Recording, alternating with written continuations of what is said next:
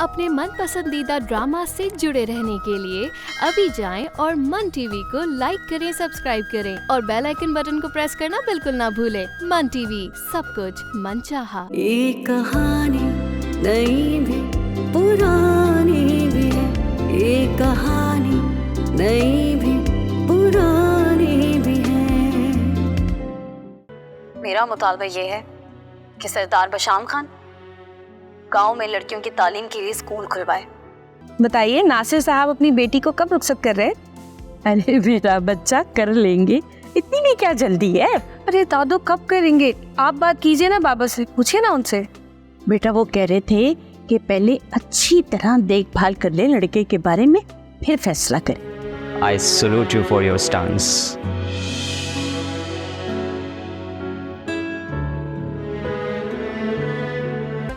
बंदा सलाना में क्या है, बस रकम मांगता है। ये क्या स्कूल खुलवा दो, ये क्या डिमांड हुई? ये तो बिल्कुल जंगल का कानून हुआ। जानवरों के जंगल में तो फिर भी एक दस्तूर होता है जहां ताकतवर जानवर सिर्फ अपनी भूख मिटाने के लिए कमजोर को नुकसान पहुंचाते हैं। एहसासात, ख्यालात में बहुत फर्क होता है, नहीं? अच्छा ताल्लुक सिर्फ कॉमन इंटरेस्ट में नहीं बनता, इसके लिए दो लोगों का कंपैटिबल होना जरूरी है। सरकार आपको कहा था ना इस दफा लड़की मान जाएगी, मसरूर ने कहा भी ऐसा किया था। हाँ लेकिन ये स्कूल वाला मुतालबा मुझे कुछ समझ नहीं आ रहा है। सरकार मुतालबा चाहे जो भी हो, जैसा भी हो, आप बस खुश हो जाए और बाहर आने की तैयारी करें। पता नहीं सरदार बाबा इस शर्त के लिए मानेंगे भी या नहीं। सरकार अगर लड़की भारी रकम का भी मुतालबा करती ही तो सरदार बाबा आराम से देते हैं। ये तो एक मामूली सा स्कूल है। मामूली तो है लेकिन सरकार अब आप टेंशन ना लें, सब कुछ हो जाएगा। और हाँ एक बात और। बोलो। वो रेहान बाबा और उस लड़की को मैंने काफ़ी दफ़ा बाहर साथ देखा है, मुझे तो कुछ सीरियस मैटर लगता है। अच्छा तुमने पता लगाया उस लड़की के बारे में? सरकार किसी साफ़ी की बेटी है वो। कौन साफ़ी? नासिर नाम है, किसी अखबार का सहाफ़ी। हाँ। अच्छा क्या नाम बताया? नासिर। और क्या इन्फॉर्मेशन है तुम्हारे पास इस लड़की की? सरकार अभी तो इतनी ही मालूमात है, आप कहें तो और पता कर सकता हूँ। हाँ नहीं तुम रहने दो और दिलावर से कहो कि मुझसे बात करे। जो हुक्म सरकार।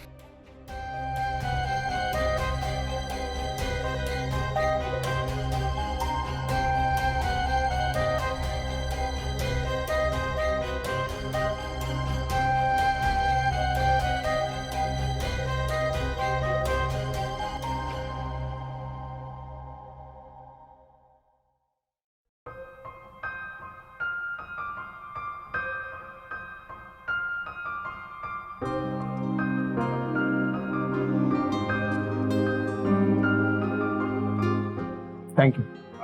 Thank you so much.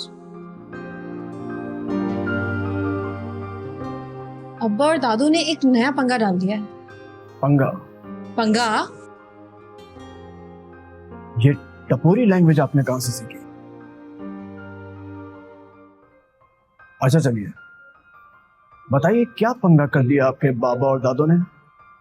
They want to know about your family background information and etc etc. तो वो मेरे शजरे नस्ब की जानकारी करना चाहते हैं। हाँ वही शजरे नस्ब की जानकारी लेना चाहते हैं। तो उन्हें बताओ ना, किसी गुमनाम खानदान से थोड़ी हो गए, सरदारी खानदान से ताल्लुक है हमारा। सरदार बशाम खान का बेटा हूं। Come on Rehan, I'm serious यार। ओ Rehan, no sir no boss. Sorry। It's okay. वैसे भी कोई अपने सर या बॉस से शादी थोड़ी करता है। अच्छा ना बताइए ना अब क्या होगा, क्योंकि दादू और बाबा ने ये ठान ली है कि जब तक वो आपकी फैमिली को देखभाल नहीं लेते कोई डिसीजन नहीं लेंगे। अब ये तो होना ही था। मैंने आपसे कहा था कि अपने घर में सबको सच सच बता दें, मगर आप तो आप हैं। अच्छा अब हो गया ना जो होना था, अब आप बस आगे का सोचिए, हमें क्या करना है। मोहतरमा इट्स अ सीरियस मैटर, हमें शुरू से इसको बहुत केयरफुली देखना चाहिए था। आपने कभी सोचा है मेरे बाबा को जब आपके और आपकी फैमिली के बारे में पता चलेगा तो क्या करेंगे वो? क्या रेहान सर, आप मेरी परेशानी खत्म करने के बजाय मुझे डरा रहे हैं? डरा नहीं रहा हूं, आपको हकीकत बता रहा हूं।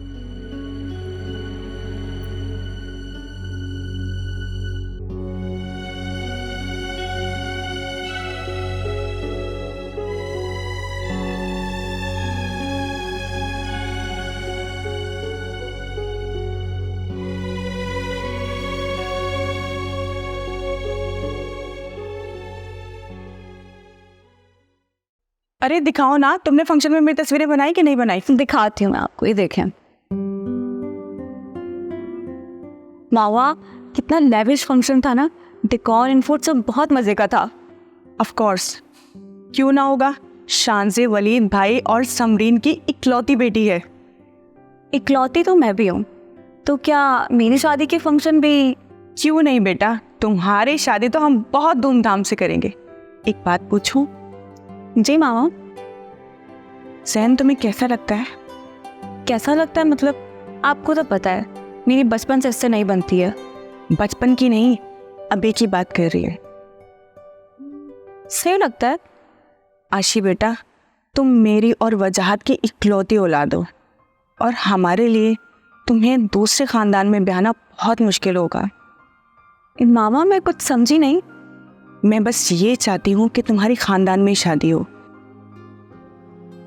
इसीलिए ज़ैन के बारे में पूछ रही हूँ। लेकिन मामा, ज़ैन को तो नूर रैन अच्छी लगती है। नूर? ऐसा ज़ैन ने तुमसे कहा? नहीं, ऐसा ज़ैन ने कहा तो नहीं, लेकिन ज़ैन काफ़ी क्लोज हो रहा है उसके साथ, और जब देखो उसके साथ बैठा रहता है। अरे वो तो तुम्हारे पापा ने उसे पढ़ाने के लिए कहा है, इसलिए वो आपस में बातें करते रहते हैं। उनको छोड़ो, तुम ये बताओ कि तुम्हारे दिल में ज़ैन के लिए क्या फीलिंग्स हैं? पता नहीं मामा, मेरे दिल में क्या फीलिंग है ज़ैन को लेके। पता नहीं, कुछ दिनों से नूर और ज़ैन को करीब आता देखकर मुझे अजीब सा फील हो रहा है। अजीब सा? हाँ, थोड़ी जलन सी महसूस होती है, लेकिन समझ नहीं आ रहा मुझे क्यों जेलसी होती है। जेलस? तुम अच्छे से इस बारे में सोच लेना, फिर फैसला करना। चलो अब सो जाओ, रात हो रही है और मैं चलती हूँ। ठीक है।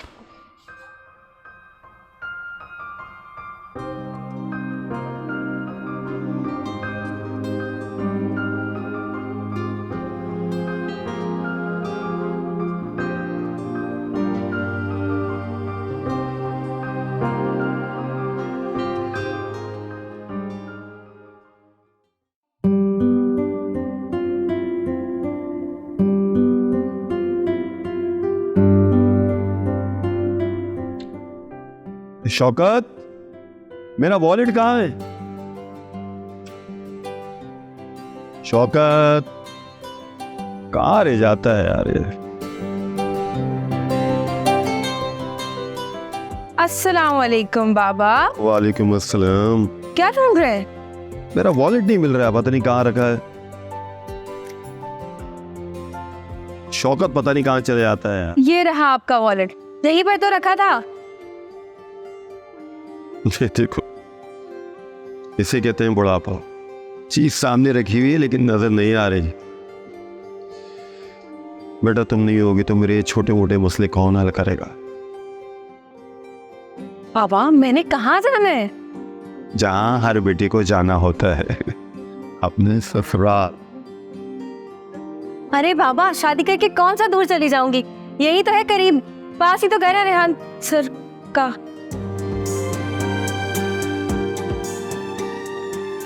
क्या तुमने फैसला कर लिया है रेहान के साथ जिंदगी गुजारने का?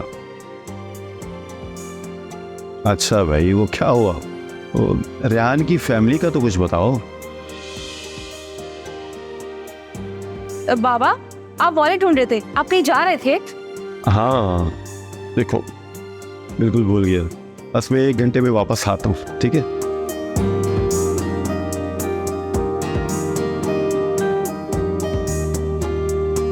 आखिर मसला क्या है? एक मामूली सी बात को मानने में इतना टाइम क्यों लगा रहे हैं सरदार बाबा? अब क्या कह सकते हैं आलम बाबा, आप सरदार साहब से खुद बात क्यों नहीं कर लेते? बात करवाओ मेरी उनसे। ठीक है बाबा, मैं हवेली पहुंच के सरदार से आपकी बात करवाता हूं। खुदा हाफिज।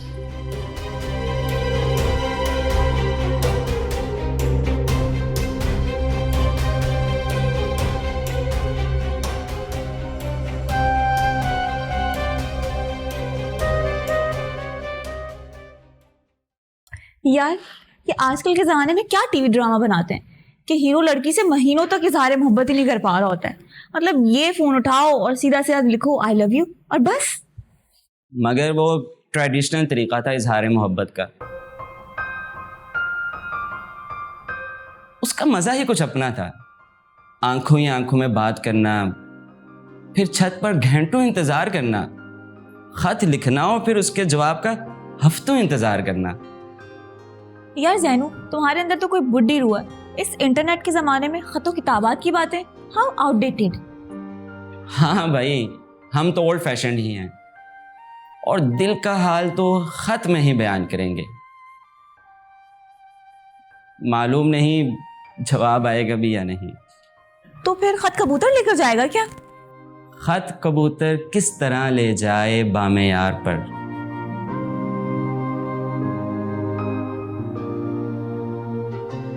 पर कुतरने को लगी हैं कैंचियां दीवार पर। यार शेर तो मेरे सर के ऊपर से गुजर गया, मगर ये लो, वाह वाह वाह वाह। खत कबूतर इस तरह ले जाए बामे यार पर। खत का मजमून हो परों पर कटे दीवार पर।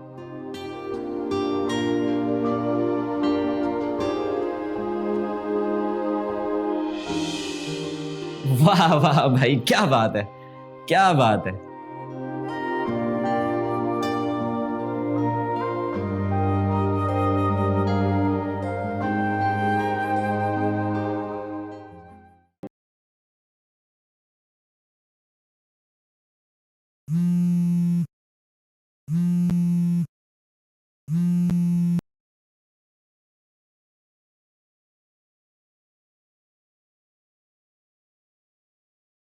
सलाम सरदार बाबा। फिक्र रहो, हो जाएगा तुम्हारा मसला। जेलर ख्याल ही रख रहा है क्या? सरदार बाबा, जेल जेल होता है, चाहे कितनी भी फैसिलिटीज हो यहाँ पर। तंग आ गया हूँ बाबा, मुझे यहाँ से बाहर निकालें। अच्छा अच्छा, थोड़ा सब्र रखो, सोचने दो मुझे कुछ। सरदार बाबा, इसमें सोचने वाली क्या बात है? एक स्कूल की तो बात है। कहा ना करता हूं कुछ।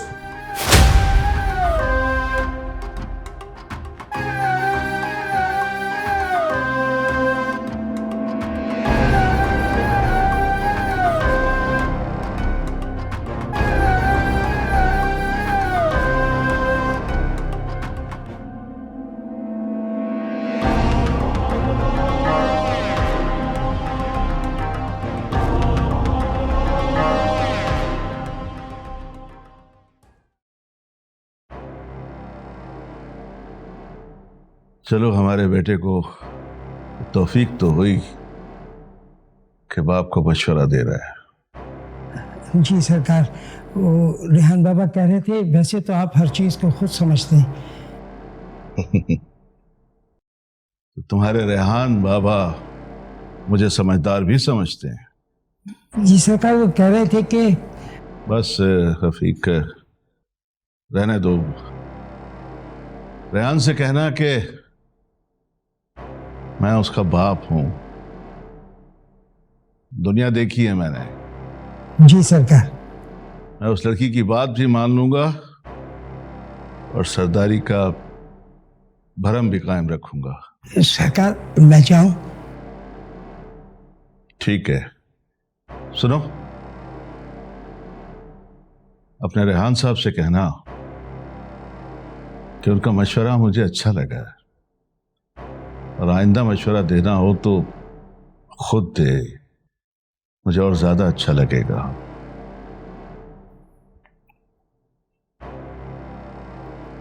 सरदार साहब, रिपोर्टर आपके इंटरव्यू के लिए इंतजार कर रहा। ठीक है, आता हूं मैं, तुम चलो। जी, जो होगा।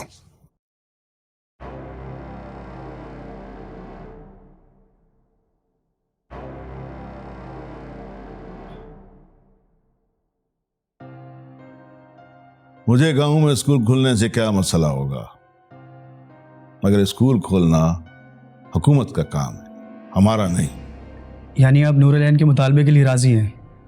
उस लड़की के मुतालबे से पहले भी मुझे गांव में स्कूल खोलना मंजूर था। मैंने अपनी औलाद को तालीम दिलवाई है, तो बतौर सरदार गांव के बच्चे भी मेरे बच्चे हैं, तो मैं भला उनकी तालीम के खिलाफ क्यों होऊंगा? अगर आप राजी हैं तो फिर इंतजार क्यों? अगर हुकूमत स्कूल बनाने में देर कर दी है तो फिर आपका राजीनामा कैसे होगा? देखो, स्कूल को तो मैं अपनी जमीन पर अपने पैसे से भी बनवा दूंगा, मगर मेरी एक शर्त है। शर्त? वो क्या? कि इस स्कूल की पहली हेड उस्तानी ये लड़की बनेगी। सरदार साहब, आप जानते हैं कि वो शहर में रहती है, वो कभी ये शर्त नहीं मानेगी। यही तो मसला है, यही मसला है। बरखुरदार ये गांव के लोग शहरों में जाके 4 जमातें पढ़ने के बाद वापस आकर गांव में अपने लोगों में रहने को तैयार नहीं होते। शहर में बैठकर अपनी रवायात और अपने बुजुर्गों की तजलील करना और मुतालबे करना आसान होता है, मगर गांव वापस आके अपने लोगों की खिदमत करना कोई नहीं चाहता। मगर सरदार साहब,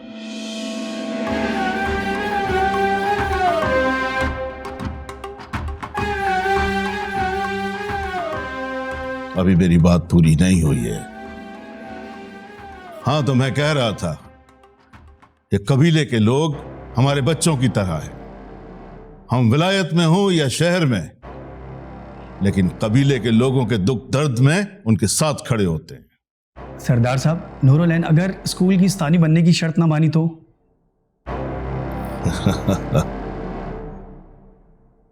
मैं बच्चों से शर्त नहीं लगाता। मुझे मालूम है कि अब वो हमारे कबीले की बच्ची नहीं रही है। अब शहर का रंग उस पर इतना चढ़ गया है कि हमारे गांव वाले भी उसको पहचान नहीं पाएंगे। तो सरदार साहब, आप नूरलैन का मुतालबा कब तक पूरा कर देंगे? मुतालबा? ठीक है, आप इसको मुतालबा कह सकते हैं, लेकिन मैं इसे अपने कबीले की एक बच्ची की ख्वाहिश समझ के पूरी कर दूंगा। सरदार साहब, वो लड़का जो आपके बेटे के हाथ कत्ल हुआ, वो आपके कबीले का था, क्या आपको उसका दुख नहीं है?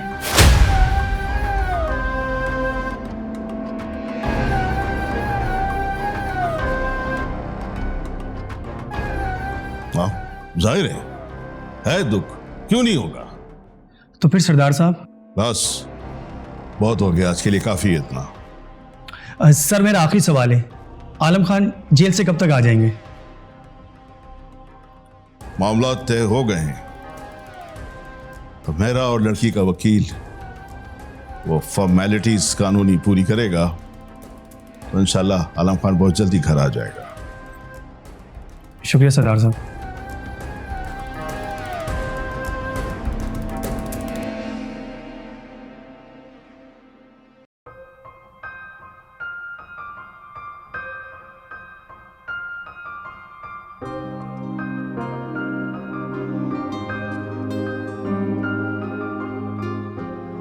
बहुत संजीदा नजर आ रहे हैं आप। सब खैरियत है? हाँ, कुछ सोच रहा हूँ। क्या सोच रहे हैं? मुझे आपसे मिले हुए कुछ ही हफ्ते हुए हैं, लेकिन मुझे ऐसा लगता है कि मैं आपको बरसों से जानता हूँ। क्या आपको भी ऐसा महसूस होता है? इस थोड़े अरसे में मेरी तो पूरी कायनात ही बदल गई। मैं तो खुद से भी अजनबी हो गई हूँ। तो आपके ताल्लुक को कैसे ढूंढूंगी? तो मिस अजनबी, क्या आप बाकी की जिंदगी इस मिस्टर अजनबी के साथ गुजारना चाहेंगे? क्या आप मुझे शादी के लिए प्रपोज कर रहे हैं? जी, सलीस उर्दू में तो इसे यही कहेंगे।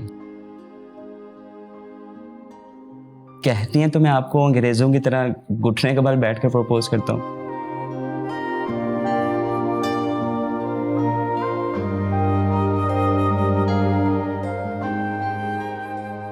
Will you marry me?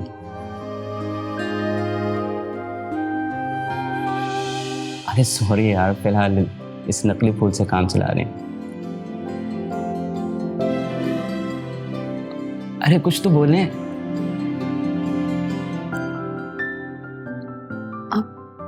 आप वकील अंकल से बात करें। ये कहानी